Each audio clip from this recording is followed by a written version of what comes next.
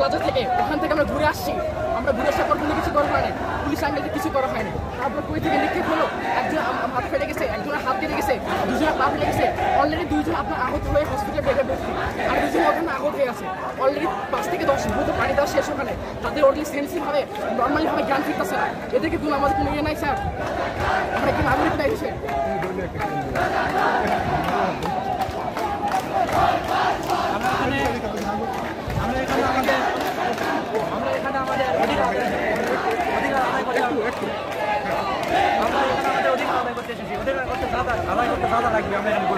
ইতিমধ্যে আমাদের একজন অসুস্থ, মানে তার মাথায় এখানে হচ্ছে পিঠ লাগছে, লাগার পরে মাটিতে রক্ত বেরোচ্ছে, তাকে ধরে আমাদের সহপাঠী হাসপাতালে গেছে।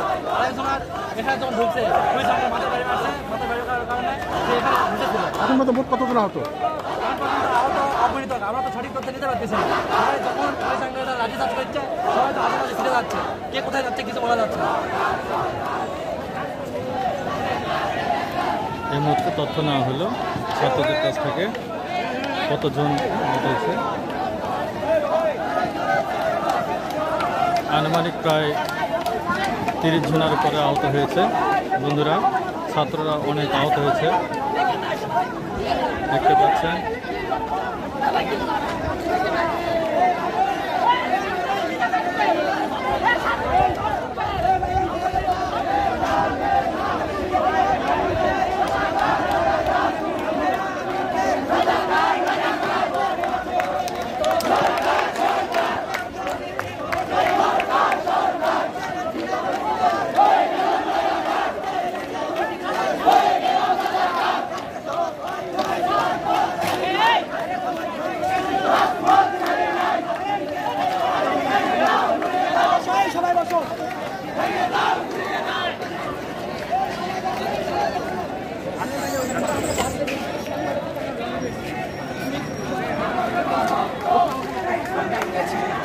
আমাদের কোনো ধরনের মানে পুলিশ সার্টিফিকেট কোনো অশ্লীলতার বাধাভাবে গালানো হয় নাই, কোনো ধরনের আপনার অত্যাচার ইউজ করা হয় নাই, তা করা হয়েছে কোনো লাঠিচার্জ।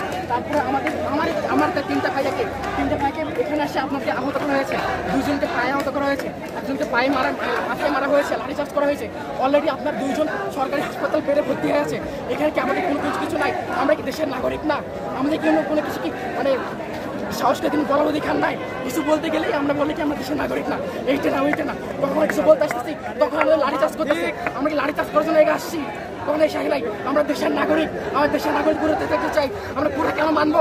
আমাদের আরো ব্রেন রেজাল্ট আছে, আমাদের নিজস্ব কোথায় বুঝে আছে স্যার, আমরা কোথা থেকে আমরা আসতেছি, কারণ আমার থেকে হাজার ব্রেন ভাইরা কেন রেজাল্ট পাবে না? কারণ 50 লাখ 72 লাখ 70 লাখ টাকা 1 কোটি টাকা দিয়ে আপনার চাকরি দিতে হতেছে। আমাদেরকে মেধা কম, আমাদের বাবা কি কষ্ট করে পড়াইছে এগুলো করার জন্য? শেষে 1 লাখ দেখুন, আপনি এডুকেশন সিস্টেম চেক করুন, আপনি স্বাস্থ্য চেক করুন, আপনার সিস্টেমটা চেক করুন।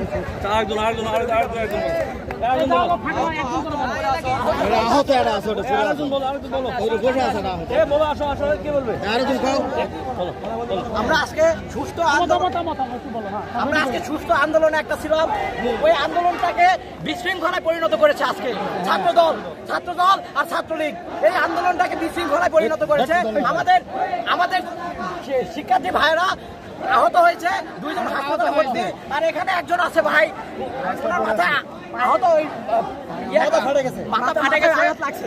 আমার এখানে মারা হয়েছে, আরো এক ভাইকে পিঠে 2টা বাড়ি মারা হয়েছে, এক চাচাকেও মারছে। তাহলে এটা কোন ধরনের সরকার?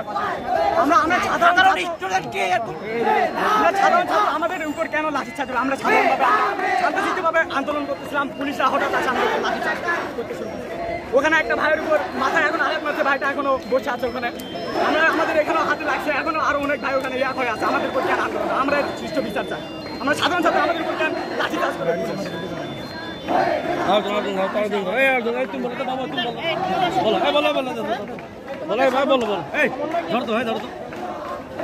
আমাদের দাবি একটাই, আমাদের দাবি আর একটা নাই।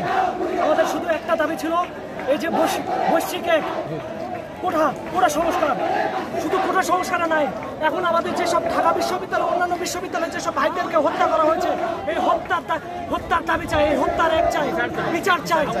আমাদের শুধু একটা দাবি নাই এখন, আমাদের দাবি এখন আমাদের যেসব ভাইয়ের উপর হামলা করা হয়েছে তার চাই, সুষ্ঠু বিচার চাই, সুষ্ঠু বিচার চাই, বিচার চাই, সুষ্ঠু বিচার চাই।